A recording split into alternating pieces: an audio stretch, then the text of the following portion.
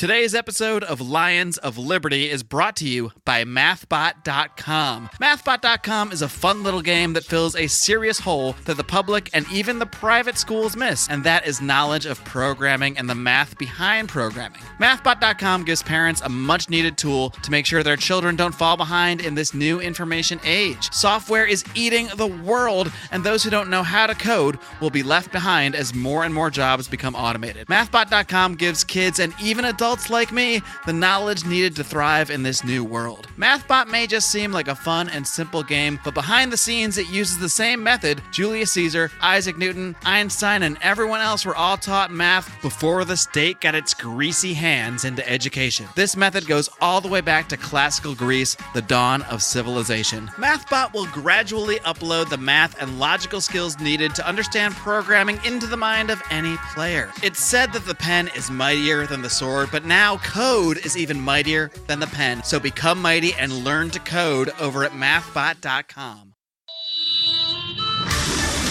Welcome to the Lions of Liberty podcast. Here's your host, your guide, your shining beacon of liberty, Marc Claire.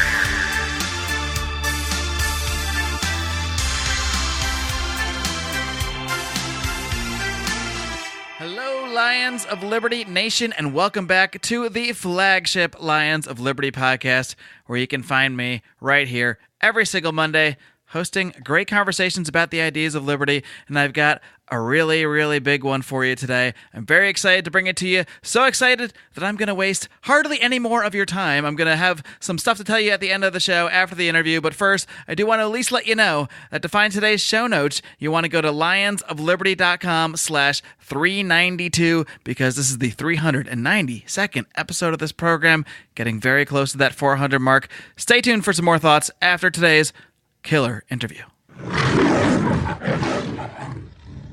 My guest today is a United States Congressman and self-described libertarian Republican representing Michigan's 3rd Congressional District since 2011. He is the founder and chairman of the House Liberty Caucus, as well as a founding member of the House Freedom Caucus. CNN recently referred to him as the loneliest Republican in Congress. I'm very pleased to welcome Congressman Justin Amash. Congressman, are you ready to roar? I am. All right. Well, Congressman, I don't know how accurate you think CNN's headline is about how lonely you might be in Congress, but I certainly hope you don't feel lonely here, because right now you are speaking to Lions of Liberty Nation, to libertarians around the globe, who I can personally attest are very excited to learn more about you. So before we get a little bit more into just why CNN believes you to be so lonely in Congress, I want to learn more about you. So why don't you take us a little bit along the journey of how you first became interested in politics, how you came to embrace the ideas of liberty, and eventually to run for Congress to that end. Well, thanks for having me on. Absolutely. I think I've always been a libertarian since I was a little kid. As I've gotten older, of course, my views have crystallized a little more. I have a better understanding of what it means to be a libertarian. I've obviously read a lot more at this point than when I was a little kid. So I have a better understanding of maybe where my views come from and why I believe the things I believe. But I would say from an early time in my life, I was against arbitrary authority. I was a real stickler for this concept of the rule of law, even as a child, like the idea that rules should be laid out in advance and they should be understood and they should apply equally. As I got older, I went to Michigan. I studied economics. I also got my law degree from Michigan. And I thought I'd probably go in more of the law direction, practicing law. But in many ways, I found it unfulfilling. I know there are a lot of people who love practicing law, and I think that's great. But I wanted to get out there and meet more people, talk to more people, and try to lead some more change in a more public way than in a legal practice, which is more of a private way of changing things. Right. So I was looking at what was going on in the state legislature and found that both parties were doing the wrong thing consistently. And thought to myself, well, maybe what our government needs is someone who's going to go in there and be different from both of these parties. And I was planning to run as a Republican because I've always been a Republican, and still believed, certainly at the time, that many Republicans shared my views and had libertarian leanings. But I mean that the party had libertarian leanings. But obviously that's changed quite a bit over time. I think that they're not quite as libertarian as I thought they were. But one of the things I would say that influenced me to really get involved was my dad's background, especially. Both of my parents are immigrants. My dad is a refugee, and he came to America with basically nothing. He was sponsored to come here as a Palestinian refugee, and he started from scratch and really worked hard, and always told us as we were growing up how wonderful it was to live in this country where anyone could succeed, and it didn't matter what your last name was or your ethnic background or your religion. You could come here and work hard and provide for your family. And I saw that as something that was disappearing from our country, and certainly from the state of Michigan at the time.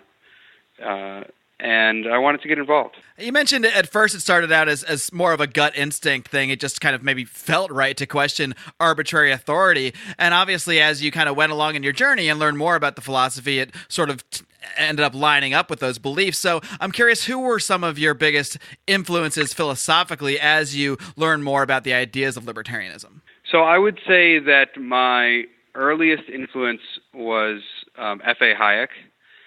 And that came about because I was trying to figure out where my philosophy sat sort of in the political spectrum. And I went on to Google, I think, and just searched for Hayek I searched for, my particular views, and up popped Hayek. And found him on his Wikipedia page and learned about the roads to serfdom there. So I bought the book and started reading, and discovered a man who, basically was outlining my philosophy, and he'd done it long before I was around. So it was kind of exciting to see that there was someone there who was a pretty prominent figure in the philosophical economics world, and had views that were like mine. And then from there, I picked up some Bastiat. I read some Ayn Rand. I started to expand into other areas and see what others had to offer. But I'd say deep down at heart, I am mostly a Hayek man. I would call myself a Hayekian libertarian. I'd say Hayek's my favorite guy. And I like Bastiat. I like Henry Hazlitt. There are many others who have played a big role in my life, but Hayek's the real guy for me. It is always something of a moment for libertarians when we start to come into these ideas, and at some point in our lives, it feels like we're the only one out there that has them. And there is kind of a revelation when you not only find other human beings, but start to actually read books by obviously very accomplished academics that totally line up with what you already believe. Yeah, it was exciting. I knew there was something a little bit different about my views from many of my Republican friends. I use as an example,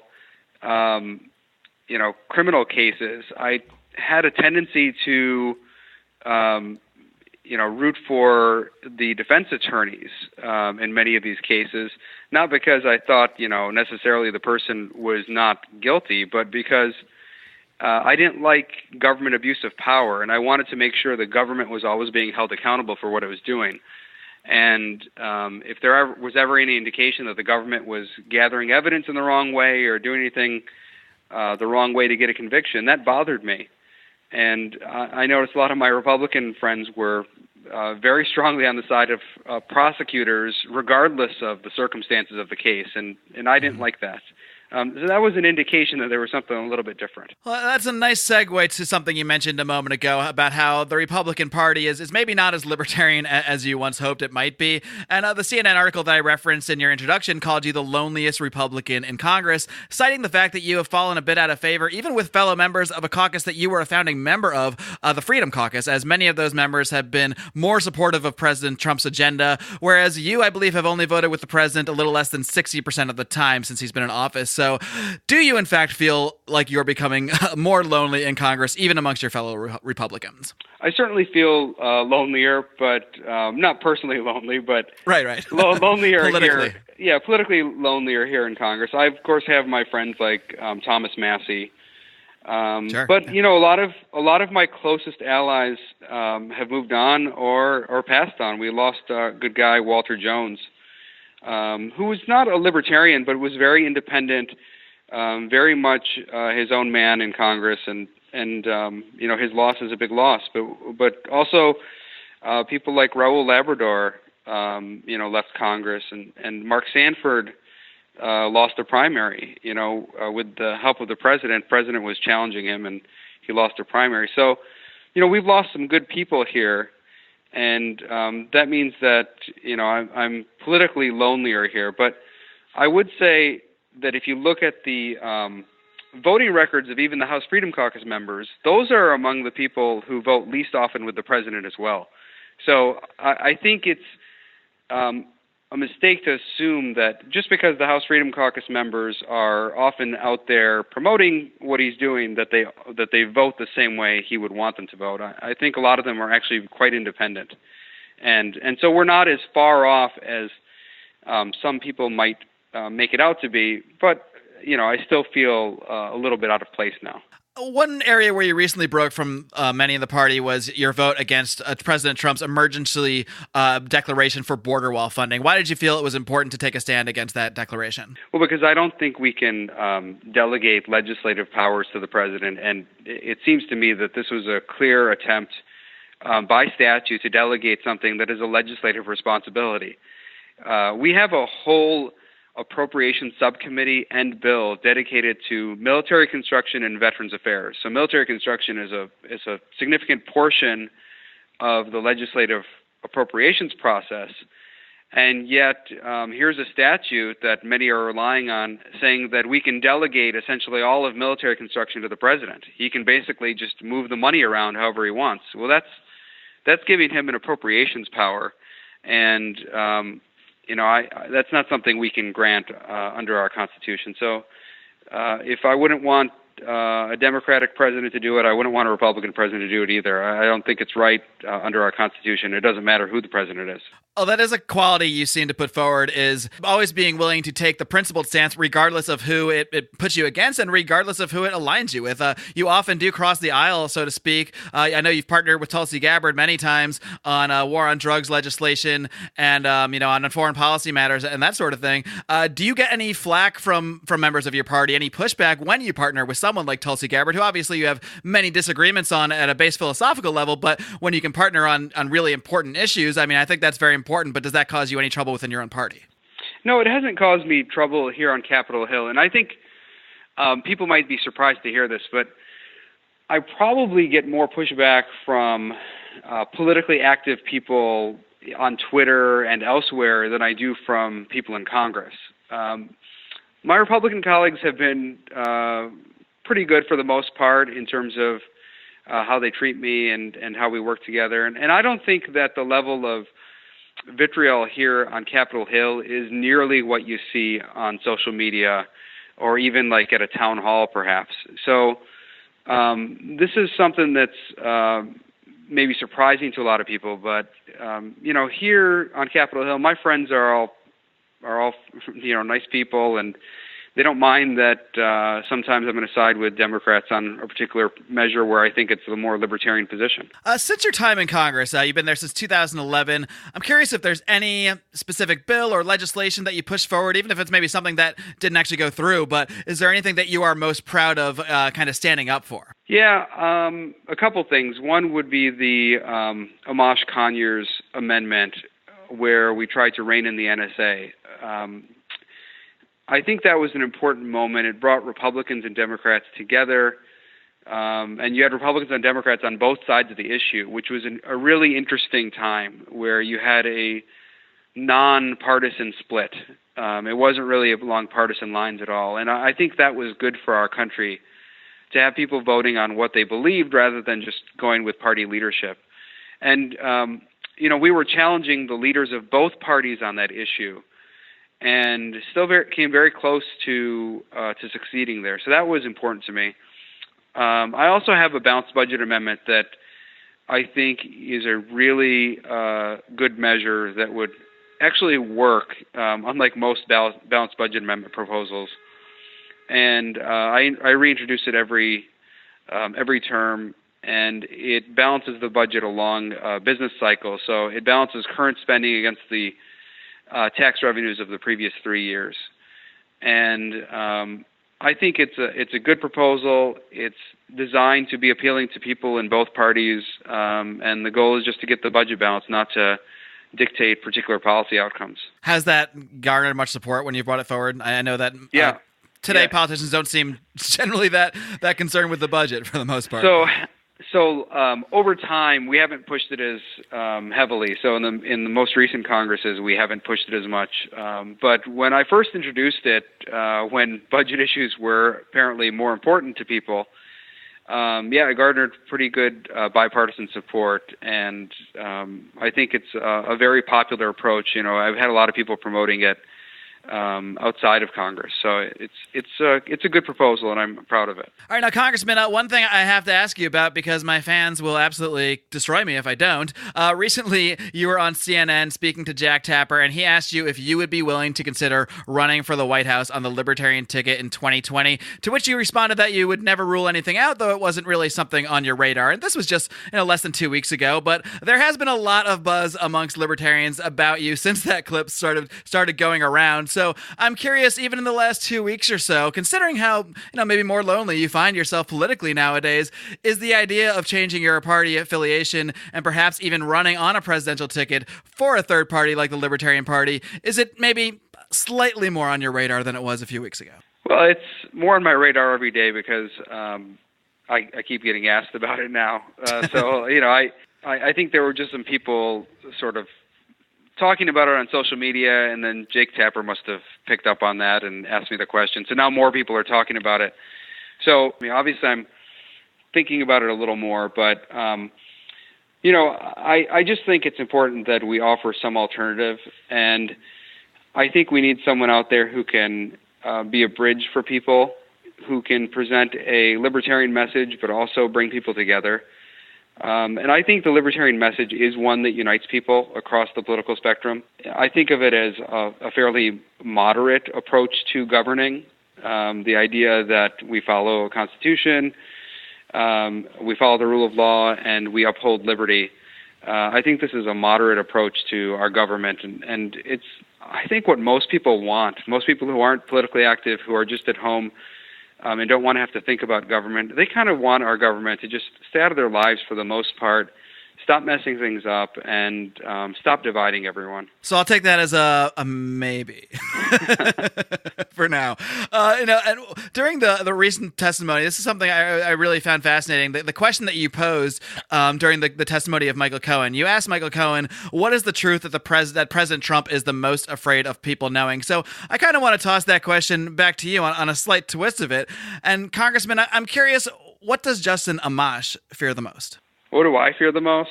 Boy, that's a curveball. I know. Yeah, I didn't prep you for that curveball. Let's see. Sort of, I guess I fear the concept of complacency. It's easy in this job when you're sort of beat up every day, especially when you're independent, to just throw your hands up in the air and just give up and say, why am I going to do this? Like, what's the point of any of it? And that's something that I think someone in my position is always going to struggle with. You need the motivation every day. And I hear a lot of positive things and encouragement from people at home, so that's always helpful. But it's easy to fall into sort of despair and think that things can't be turned around. And that's something I fight every day. And, I want to go out there and make a difference, and I think I can. Well, I think that's a great message to wrap up with. And I know that regardless of whatever political path you end up taking going forward here, that you will continue to fight for what you believe in and continue to fight for the ideas of liberty. And I know myself and my audience certainly appreciate that. Congressman, I know you have some votes to get to, so I will let you go, but I really do want to thank you for your time. Thank you for coming on the show. Keep up the great work and keep on roaring. If there's any final words you want to impart upon my audience, I will allow you to do that right now. Well, I want to, first of all, thank you so much for having me on here. Of course. And I'd be happy to come on again. I know we had to cut this one a little bit shorter than we had hoped. And great, yeah, that'd be great. I just want to thank my friend Dr. Eric Larson for encouraging me to come on. So. Yes, I do as well. He was the one that got us connected here. He's a great guy. Yeah, so... All right. Thanks so much. Really appreciate it. All right. Thank you, Congressman. Yep. And may liberty guide you in your votes, as always. Thanks so much. Take care. Take care. Bye. All right, guys. I hope you enjoyed my conversation with Congressman Justin Amash. I was very excited to be able to get him to come onto the show. As he mentioned there, big shout out to Dr. Eric Larson, past guest on this show. He is also a good friend of Justin Amash, and he was able to connect us to get this interview done. So I was personally excited to be able to bring Justin Amash's voice to my libertarians, to the liberty movement, in a more of a long-form way than you might get, say, when he's interviewed for a few minutes here and there on CNN, or you just see an article written about how lonely he is. So I was glad we were able to dive a little bit more into his path to liberty and into how he sort of operates and filters those ideas of liberty into his congressional votes, into his time as a congressman. So big thank you to Dr. Eric Larson. Big thank you to Congressman Amash for taking the time out of his busy day. As you heard there, he did have to get away and get to some votes. And so we were able to have to cut things fairly shorter than you're used to hearing here. But you know what? I feel like I've earned a little break. I feel like I've earned a little bit of a shorter show, just this one time, especially considering everything that is coming ahead in the next few months here at Lions of Liberty. We are mixing up our format a little bit. As we've mentioned a few times, we are infusing our roundtable format, our libertarians in living rooms drinking liquor style shows, into our other programs here. For those of you new to this show, if there are those of you who may have come on board via the interview with Justin Amash or just happened to stumble upon the program today, we do 3 shows here at Lions of Liberty. This program every single Monday, where I interview all sorts of great leaders and minds in the libertarian movement. I then pass the baton on Wednesdays to the venerable Brian McWilliams for his epic shot of comedy, culture, and liberty, and often mispronounced yet well-intended phrases and verbiage of his. So tune into that every Wednesday. And of course, you also have John Odermatt and his hard-hitting, very important, and very inspiring look at the broken criminal justice system on Felony Friday. But as I mentioned here, all 3 of these programs are going to be incorporating our very popular format, Libertarians in Living Rooms Drinking Liquor, where we just kick back, have some drinks, and talk about whatever the subjects that may come up at the time. We don't really plan those shows out too much in advance, but we are very excited to be bringing you a little bit more of that. That is the stuff we get the most feedback on from our Patreon supporters, our members of the Lions of Liberty Pride. You can find out more about that over at patreon.com/Lions of Liberty. And our Patreon really is the lifeblood of this show. The money that we get from there goes directly into the show. None of us take a single dollar out of it. It all goes right back into producing content like you hear today, and all the extra content we're able to do by being able to go to events like PorkFest, like the Libertarian National Convention, both of which we were able to hit last year and bring you a ton of extra content from those places. We are going to be going back to PorkFest this year, so we'll be talking a lot more about what we have planned there coming up. That is at the end of June. Be sure to get your tickets ASAP. They are never going to be cheaper than they are right now. I believe if you just go over to PorkFest, PorkFest.com, you should be able to find early bird pricing still at this point. But the point being is that our Patreon program helps us to fund this show and helps us to not sweat the bills, because you guys sweat the bills for us. And we really, really do appreciate that. We appreciate it so much that we pump out tons and tons of bonus content. We don't just beg for money. We give you a ton in exchange, both audio and video content. We do a bonus show called Conspiracy Corner, where we obviously dive into various conspiracy theories. We also do a show called The League of Liberty, along with my good friends Roger Paxton of the Lava Flow podcast, Chris Spangle of We Are Libertarians, and Johnny Rocket Adams of Blast Off with Johnny and Raylene Lightheart. And these are all shows you should be subscribing to, by the way. If you are new to the libertarian realm, or new to this podcast, or new to any of these shows, you got to check them out. They all bring a lot to the table, a lot of different takes on what's going on in the libertarian movement. So I highly recommend every show you just heard me mention. That's why I mentioned them. That's how we roll here. But we do a ton of bonus content. There really is no shortage of it. And I would be remiss not to mention the newest feature we have. It is Brian McWilliams' epic radio drama called Do Nothing Man. And if you have not heard that show, my lord, there is a free version that was put out on this very podcast feed the other week. So do go back and check that out. The latest one had Nothing Man facing off against somebody called The Minimum Rager. Yes, quite exciting stuff. Again, so much bonus content for you over there on our Patreon. One last thing I got to tell you about is something that's been brewing for a while. We brought it back at the end of last year, and it's finally going to be returning 2 weeks from today, barring unforeseen circumstances, which do happen time to time in podcasting. But we are going to bring back the Liberty Draft.